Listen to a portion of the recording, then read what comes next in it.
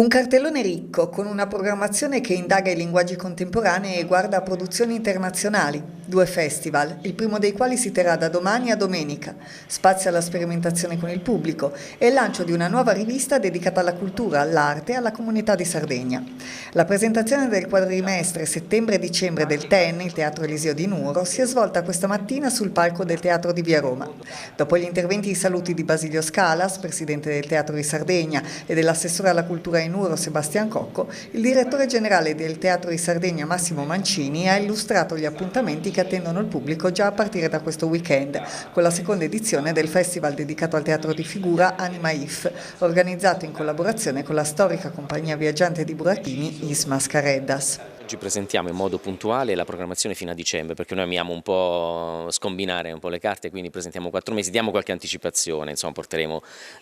parto dalla fine, porteremo per esempio un bel misantropo di Malosti, insomma Moscato che ha vinto appena un premio Ubu, insomma porteremo anche cose nel 2020, per oggi presentiamo soprattutto la programmazione fino a dicembre che è molto ricca, a iniziare proprio da domani perché avremo già un festival che viene organizzato grazie a Is Mascareddas dedicato al teatro di figura.